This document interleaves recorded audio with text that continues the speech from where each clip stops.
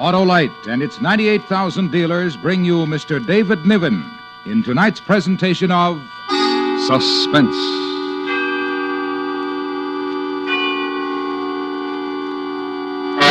Tonight, Autolite presents a story based on fact. The true report of a man who had everything going for him. But since all his dealings were illegal, it became necessary to move around more frequently than was usual. It's called Grand Theft. Our star, Mr. David Niven.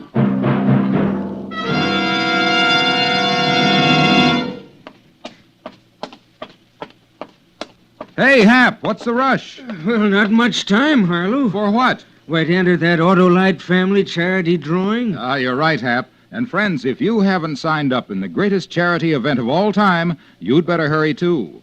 You may make it possible for your own church or hospital, Or your school or club. or any other recognized local or national charity to share in $100,000 in cash. Tell them how simple it is to enter, Harlow. Why, all you do is sign your name and address on a registration form at any Autolite family car dealer. There's nothing to try or buy, nothing to solve or write. But if you're one of the 25 persons selected, you will name any recognized charity you wish to share in $100,000. So visit any or all of these car showrooms: DeSoto, Hudson, Plymouth, Studebaker, Dodge, Willis, Nash, Packard, Kaiser, or Chrysler. There's not much time left to enter the Autolite family charity drawing, so why not sign up tomorrow?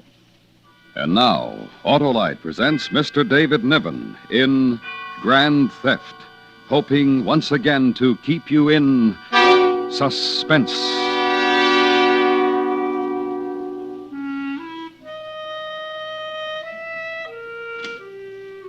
Here's how it works. You appraise things. You stroll through a house, take your notes, make your calculations, and eventually you come up with some interesting figures on which they pay you. Of course, it's interesting work. And if one is resourceful and competent and ambitious when no one is looking, one might turn out to be wealthy. Oh, there you are, Mr. Bentley. Oh, I was afraid you might get away. Oh, no, my dear Mrs. Payne, just waiting to say goodbye to you. Oh, Mr. Bentley. Oh, Mrs. Payne. Well, I'm glad you did wait to say goodbye. I feel I've really come to know you these last 3 days while you've been at our home appraising all of our goods. And I to know you, dear Mrs. Payne.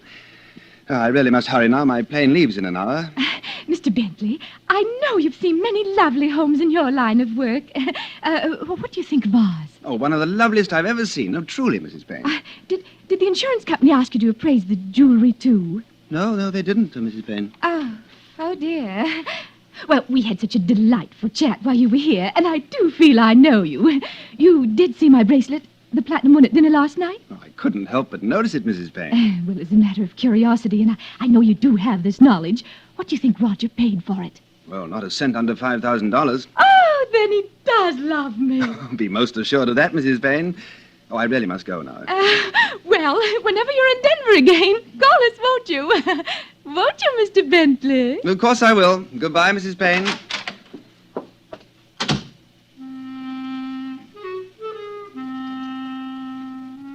You say goodbye, you take a cab to the airport, get on an airplane, and try to forget her fat face on the way to New York. However, once there, in a little pawn shop you know of on 3rd Street, that face looms before you just for one painful second. Hi, Ben. Hi. Well, what you got this time? Let's see. Platinum, eh? So I understand. What's your price? Give you $1,500 for the thing. Take it or leave it. What? You didn't love her enough. I'll take it.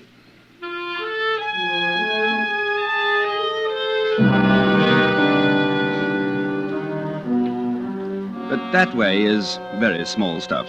Cheesecake instead of caviar, if you will. No, one must broaden one's horizons, enlarge one's activities, launch into greater, more productive fields. In short, one must never be satisfied with $1,500. That would be decadent.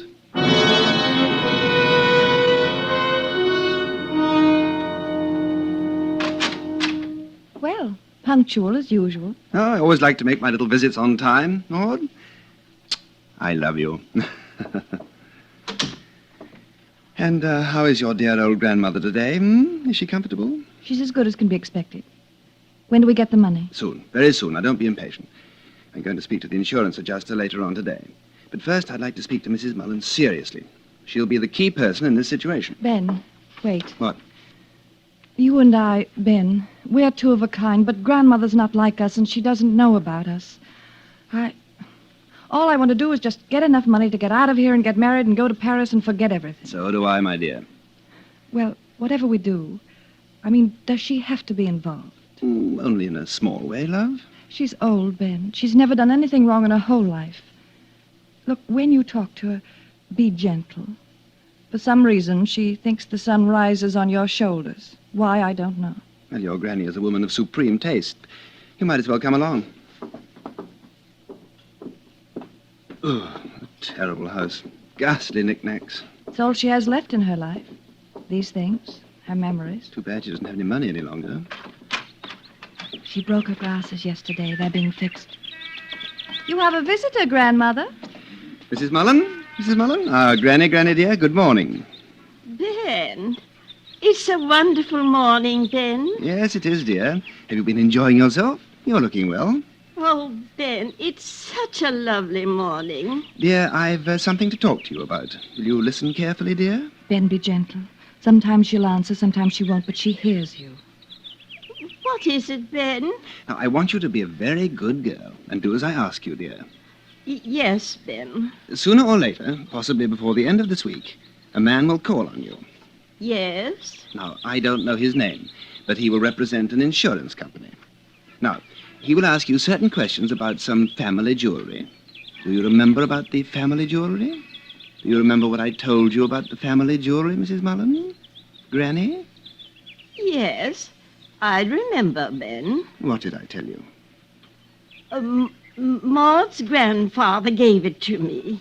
Then I gave it to Maud when she was 21, and she's had it ever since, until it was stolen from her. Very good, dear. Very, very good. And that is exactly what you will tell this man when he comes here. He'll ask you all about it. Yes, Ben. What's this all about? I thought the claim was all right. Oh, it's just that I'm going to stir things up a bit. An insurance adjuster's bound to get here in the next day or two. He'll talk to you, too, Maud. You know what to tell him. Ben, are we going to get in trouble? Shh. Now, no one's going to get into any trouble as long as dear old Granny does what she's told.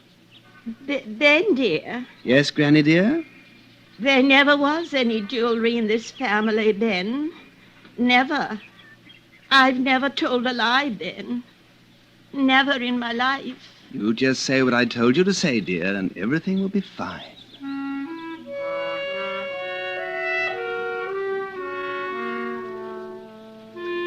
You judge the picture of an old woman who never lied, and you wonder about it.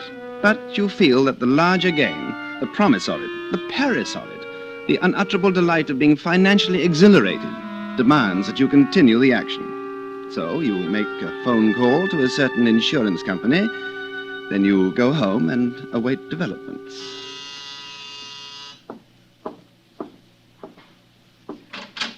I believe you called Great Atlantic Underwriters yesterday about a claim? I did.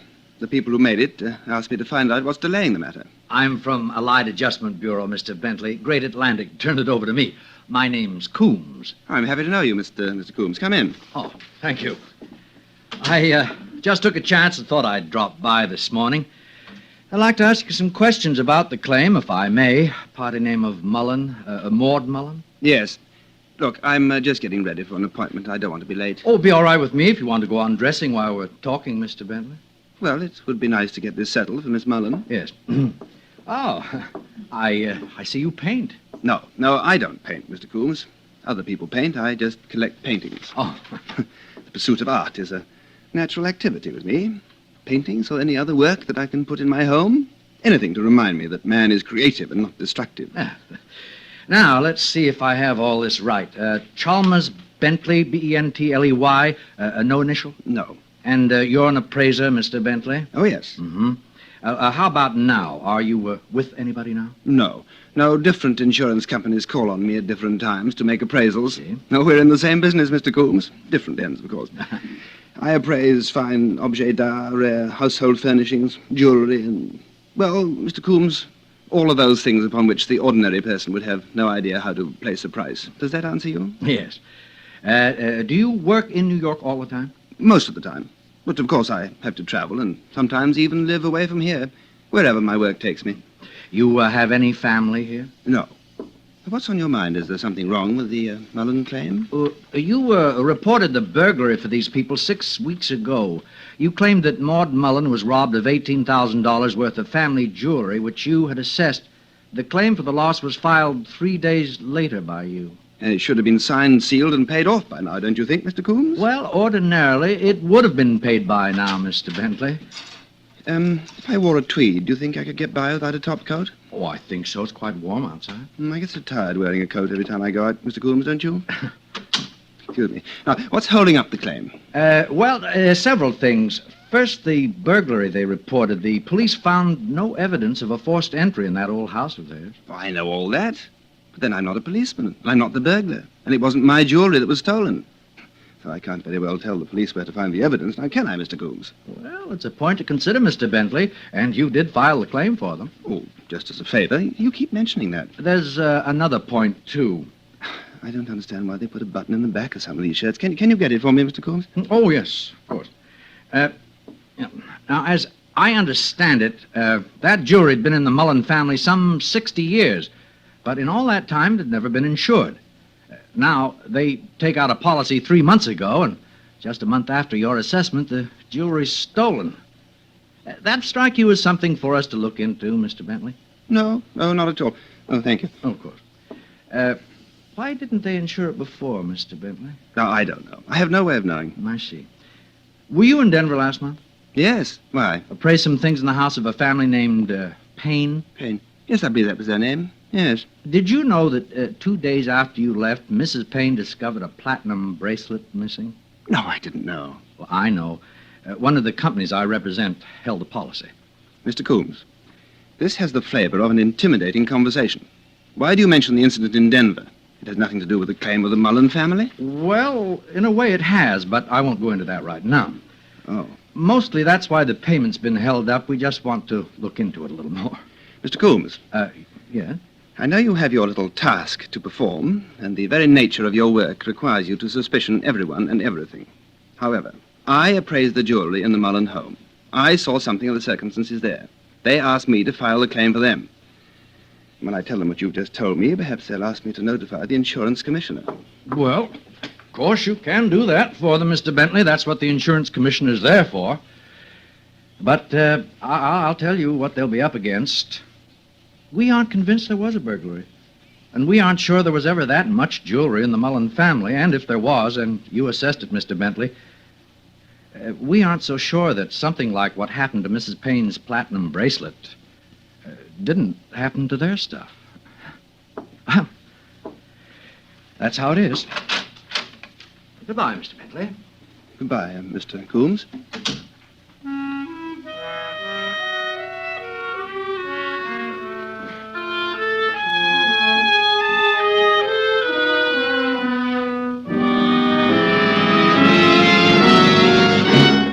Autolite is bringing you Mr. David Niven in Grand Theft, a story based on fact. Tonight's presentation in radio's outstanding theater of thrills, Suspense.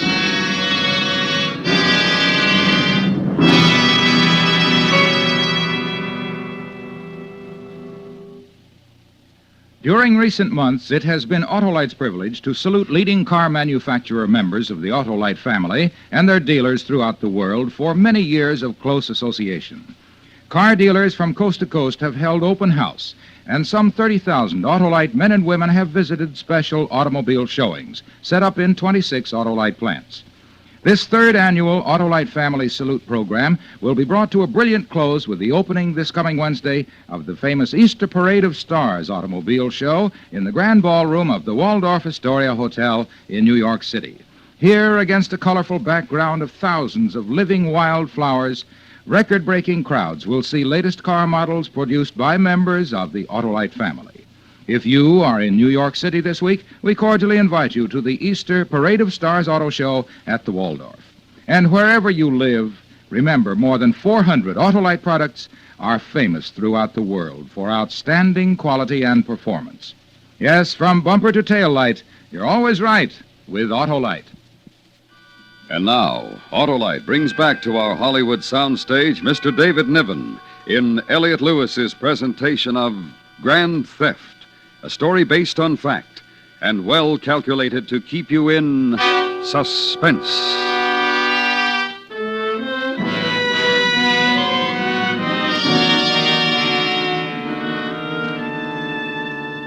When one's problems become complex, one must rely on experience to carry one through. A suspicious insurance investigator can only operate on single-track theories. A resourceful insurance appraiser is quite aware of these methods and therefore regards them in the proper light. Naturally, one must be practical and bend all efforts to know where one stands. Ben, Well, Maud, I've been waiting for you, Ben. Mr. Coombs was at the house. of course. He was here yesterday afternoon. I tried to call you to tell you about it, but you weren't in. He spent an hour with Grandmother talking to her. What do you ask her? What did she say? I don't know, Ben. You know how she is sometimes. She just won't talk to anybody, no matter what you ask her. Where were you? That's just it. I told him she was ill and might not understand him, but he insisted on talking to her alone. There was nothing I could do. It would have looked bad if I'd... I've got to find out what she told him. Wait. No, not now.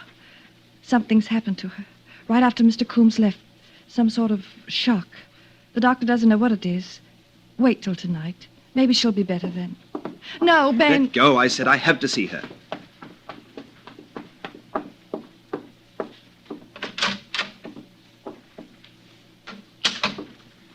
Mrs. Mullen? Mrs. Mullen? Granny? Ben, That's right, Granny. It's me. I want to ask you something, dear. It's important, or I wouldn't have disturbed you. is it a nice day, Ben? Oh, lovely day, dear. Lovely. Mr. Coombs spoke to you yesterday afternoon about that little matter. Do you remember? Do you remember Mr. Coombs, Granny? Granny, tell me, what did he ask you? What did he say? Mr. Coombs? Oh, Ben, he was very, very nice. He smoked a pipe, like Maud's grandfather. I told him all about the jewelry, the brooch, and the ring, and the necklace. I told him it had been in the family 60 years, Ben, and that I gave it to Maud when she was 21. Is that right, Ben? Granny, that's exactly right, dear. Did he ask you anything else? Did you tell him anything else? That was all, Ben. That was all. No, you go back to sleep, dear. I'm sorry to have disturbed you. Ben, Yes, dear? there never was any jewelry in this family, Ben.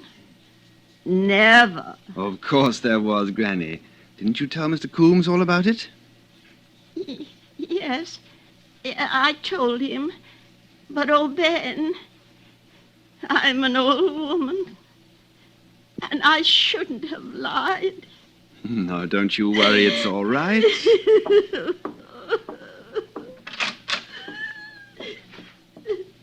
Maud, Well, everything's all right. what? I'm telling you, we're in business. Paris and all. Pack your things. Well, wait, Ben. How is she? Your grandmother? Oh, my dear girl. We don't have to worry about her anymore. We'll put her in a nice home. Now, pack and smile. You sure we'll get the money on the claim? I'm going over to get it now.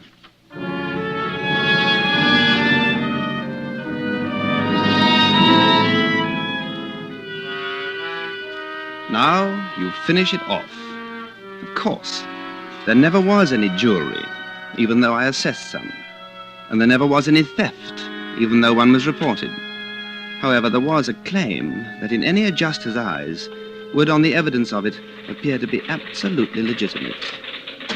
Oh, glad you came by, Mr. Bentley. I was going to phone you. This'll save time. That is precisely why I'm here, Mr. Coombs, to save time. When will the Mullins receive their money? Well, I'm afraid that's something I can't answer, Mr. Bentley. Mr. Coombs, a valid claim has been placed with the company you represent. I'm sorry they have so many reservations about honoring it. However, I know something of the workings of insurance companies. I know that you, not the company, are holding it up. That's quite right. Why? I understand that you had the effrontery to call on that poor, sick old lady. Wonderful person. I doubt if many people call on her nowadays. Most of her friends must be dead by now. I'll tell you why I'm here. Miss Mullen asked me to come. She wants her $18,000, Mr. Coombs. The policy was written. The money is owed. Now, where The is grandmother made a sworn statement. All checks out there. it? Oh, you're satisfied then. Mr. Bentley, I want to tell you something. Now, this is off the record. It's just between you and me. Now, when I was at your apartment the other day, I couldn't help noticing the stuff on the wall. And I just asked around. You know, some of those paintings in your place are worth $2,000 or $3,000. That's a lot of money, even for a man who gets paid as high as you do. Now, what am I leading up to? Well, just this. Not only the Denver thing, but you worked a case in Dayton, Ohio, a year and a half ago. Praised some things for Midwestern indemnity at the home of some people named Vansing. Do you remember Vansing? Well, 2 days after you'd done your work, the Vansings found out that a diamond ring worth $8,500 was missing from their house. Now, see no, here. just let me go on. Similar thing happened in Omaha 3 years ago. Family named Van Cleve reported $6,000 worth of jewelry missing. It happened that you appraised their household goods just a week before. Now, here's one from San Francisco, and there's another one from St. Paul. You see? You talk as though you expected to find stolen jewelry hanging on the walls of my apartment. No, but jewelry can be turned into money to buy paintings, can't it?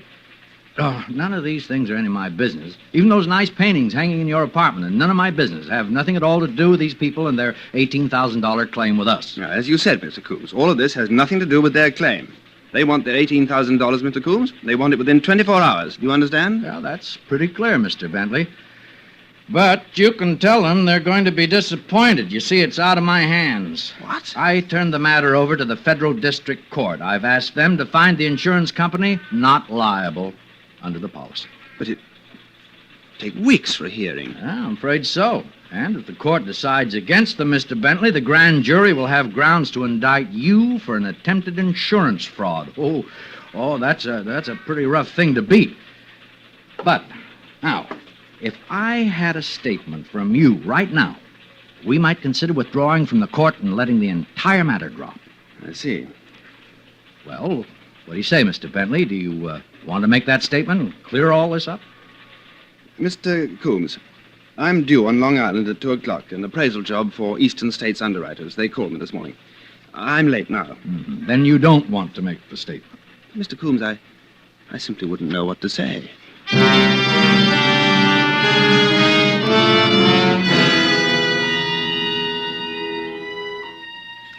You really do know what to say, but under the circumstances, it would be inadvisable to confide it to Mr. Coombs. 2 words suffice. Get out. What had looked good and promising and Parisian had suddenly turned into an ugly accusation of theft, which was not the case, but which did definitely close the door on $18,000. So, one more crack at the old game. And if you have to, Paris alone. Would you care for tea or a drink? Mrs. Prescott, I'm in rather a hurry. Thank you. Some other time. Oh, you've been so efficient, going from room to room, wandering all over the house. I'll just wager not one single object escaped your eye. Oh, did you happen to notice my daughter's diamond earrings? Aren't they lovely? Her graduation present. Earrings? Oh, yes. Oh, lovely. Yes, I believe I did notice them. You see, we do have to be very thorough, Mrs. Prescott. You understand that? No, of course. Tell me, Mr. Bentley, did you see my son's bedroom? Yes, I believe so. Second door to the right, top of the landing. Yes. Did you happen to see that little jade vase? The jade vase? Oh, yes. Mr. Bentley, I know this is asking for information that should come officially from the insurance company, but what is it worth? $40. $40? Oh, dear, and I thought it was worth thousands. I bought it in Hong Kong. What did you pay for it? $40? Just goes to show you. Are you sure you won't have any tea or something? Quite sure. If you'll excuse me. Good day, Mrs. Prescott. Good day, Mr. Bentley. I do hope you'll come back again someday. I want to talk to you about your work. Goodbye. Goodbye.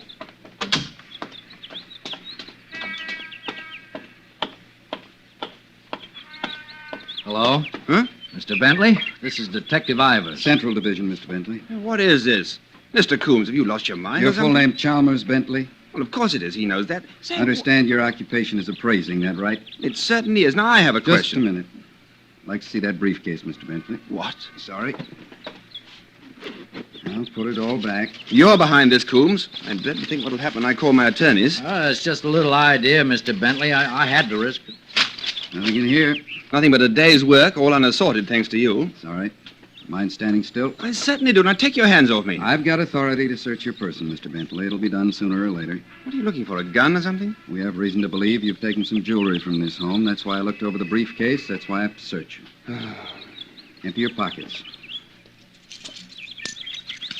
In the hat. Hold still.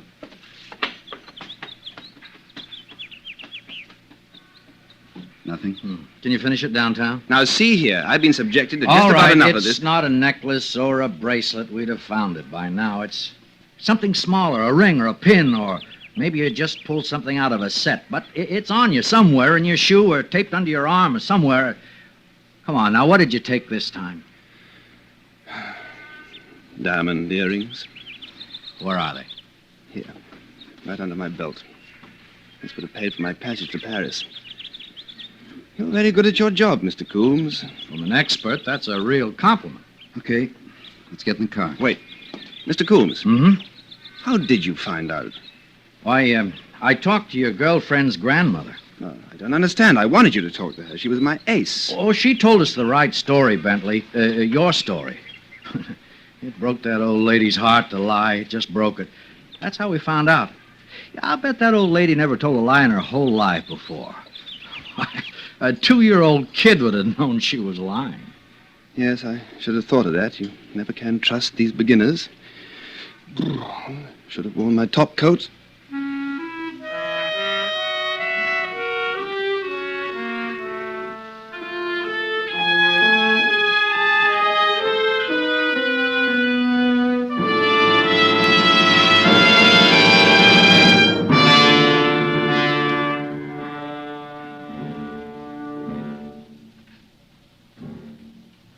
Suspense. Presented by Autolite. Tonight's star, Mr. David Niven.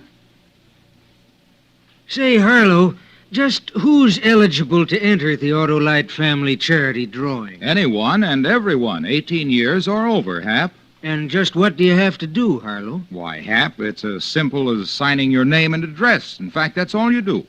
Just visit any Autolite family car dealer showroom, sign your name and address to a registration form, and nothing more. There are no sentences to complete, no puzzles to solve, nothing to try or buy.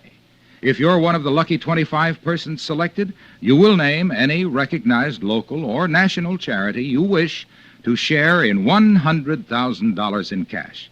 It costs nothing to enter. So give your favorite charity this once-in-a-lifetime opportunity to collect thousands. Visit one or all of these car dealers: DeSoto, Hudson, Plymouth, Studebaker, Dodge, Willis, Nash, Packard, Kaiser, or Chrysler. Not much time left, so sign up tomorrow.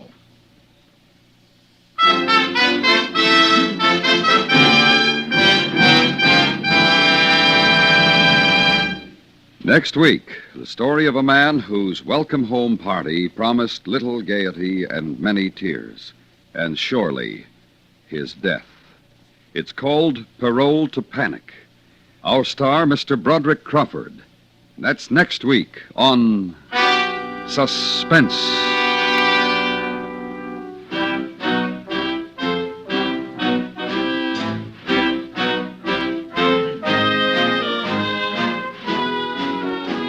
Suspense is produced and directed by Elliot Lewis, with music composed by Lucian Morowick and conducted by Lud Gluskin. Grand Theft was written for Suspense by E. Jack Newman.